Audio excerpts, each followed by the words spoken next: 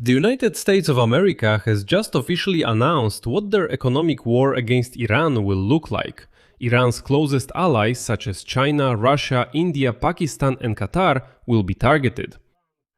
Turkey and others, who are still trading with Iran or helping Tehran bypass sanctions. US Treasury Secretary Scott Bessent has just announced that the US will impose tough sanctions on countries and organizations doing business with Iran. Moreover, companies helping Iran are said to be cut off from the dollar system. Earlier, let me remind you, Bessent announced that today the US will announce the list of those who will be targeted by these sanctions. And essentially, Bessent today addressed all of Iran's allies with an appeal to stop working with Tehran until the US imposes those very tough sanctions that Bessent previously called the economic D-Day. Well, Bessent also addressed the Iranian soldiers, urging them to stage a coup in Tehran themselves. But overall, this urgent briefing by Scott Bessent only showed that the United States is currently trying to revive negotiations with Iran. And the threat of sanctions is being used as a means of pressuring Tehran, since the Iranian rial has already collapsed to an exchange rate of 2 million rials per $1. And Bessent promises to bring this rate to 3 million rials per $1. But unfortunately, the new threats from the Trump administration once again look like a bluff.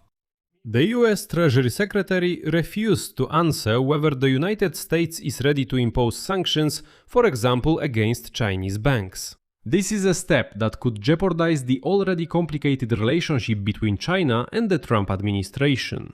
But it is precisely these sanctions that would help cut off the huge flow of funding to Tehran, because it is China that is bankrolling Iran. At the same time, the sanctions are not being imposed today, it was just another threat. Or, as Bessent put it, it was an economic warning shot.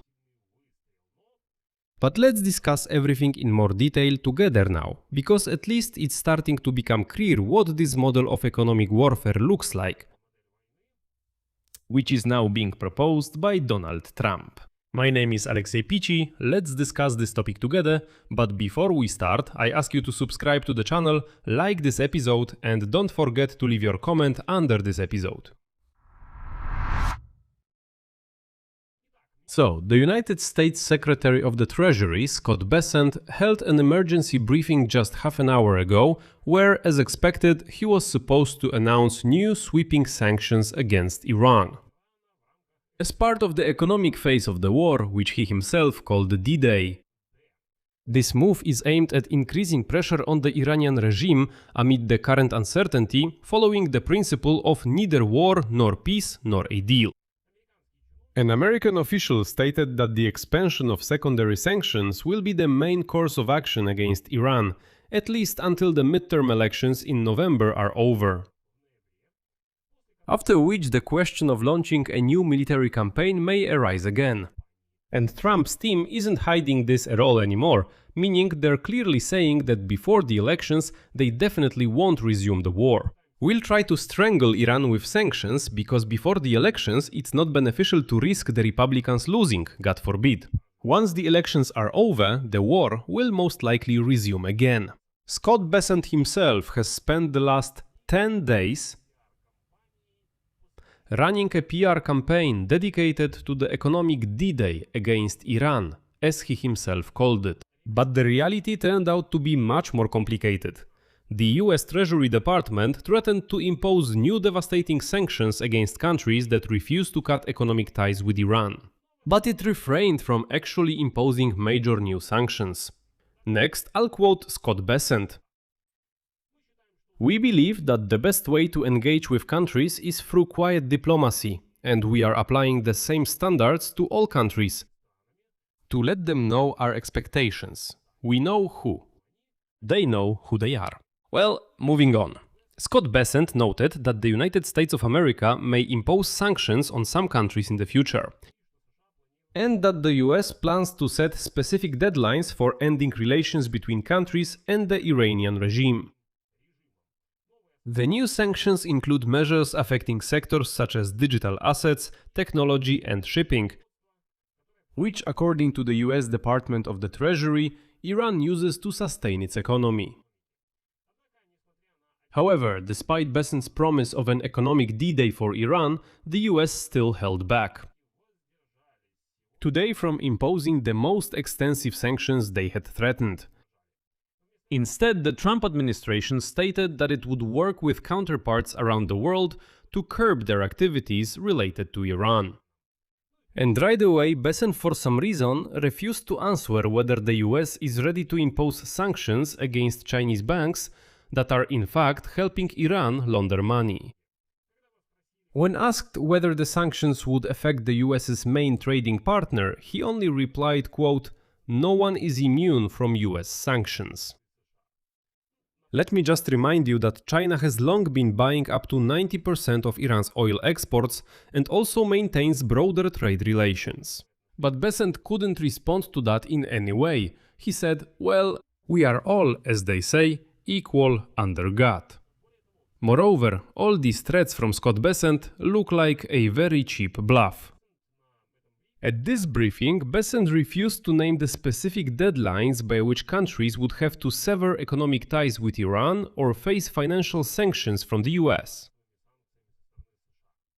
However, Bessent stated that President Donald Trump had allegedly already called world leaders with specific requests regarding the administration's demands to cooperate with the US in order to economically isolate Tehran. However, he refused to name the countries with which Trump maintained such contact.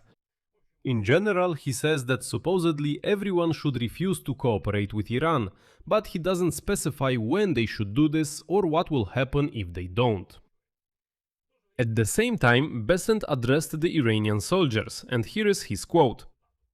"To the ordinary soldiers supporting this regime, as more and more of your pay is being cut off or supposedly just delayed, ask yourselves this question. Are your commanders leading your country to victory or to ruin? And remember, the Berlin Wall fell when ordinary soldiers decided not to shoot their own people."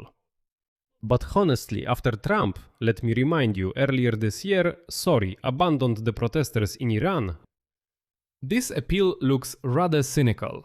Let me remind you, in January, when protests were raging there and several tens of thousands of people were killed, Trump publicly called on people to rise up, protest against the Iranian regime, saying that if anything happens, we will help.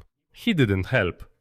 But when Scott Bessent was told today, didn't you promise to arrange an economic D-Day exactly today for the past 10 days? You announced that on the 24th you would come out and announce everything, but in the end you are just mumbling something about how maybe someday there will be some sanctions against someone, I won't say against whom yet, or when, that's also unknown, but they will definitely be tough. To all this, Bessent replied that the announced economic D-Day is a warning shot. Here is his quote. "We believe that a warning shot and setting clearer expectations would be appropriate. The US is giving everyone a chance to correct improper behavior, and the immediate imposition of sanctions without warning could blow up the global financial system." Well, after that he kind of contradicts himself, because at the beginning, let me remind you, he said he wouldn't announce any deadlines. And then he added, quote, "We believe it's important to set final deadlines and give people a grace period to come into compliance, but they need to know that this process will be very fast and that we are serious about it." They asked Bessent again, okay, what are the deadlines? If you're setting deadlines, say what they are. Like, in a month, everyone who works with Iran will get hit with sanctions from you. Or maybe in a week or in half a year. So, what's the deadline? Bessent said again, well, there isn't any exact deadline, but everyone should know that we will act quickly. Basically, there is zero certainty. But it's also important to note that if the United States of America actually imposes the promised sanctions, the Trump administration will have to actively confront countries like China, Russia, India, Pakistan, Qatar, Turkey, and so on, which are still trading with Iran. Iran has been under international sanctions for many years, but the regime has not significantly changed its behavior in the region or its position regarding its nuclear program. The war has plunged the Iranian economy into an even deeper crisis, And on Monday, the exchange rate of the Iranian currency, that is the rial, reached a new low, dropping to 2 million rials for $1. The current naval blockade by the US is preventing the export of most Iranian oil, thus cutting off a vital source of income for the country's economy. On the other hand, the Iranian leadership has tried to downplay the US threats of a new wave of economic isolation, and even threatened retaliatory measures against those countries that would, which means, to cooperate with the US on imposing sanctions. Like those who refuse to trade with Iran. Iran is ready to punish them with attacks, missiles and drones.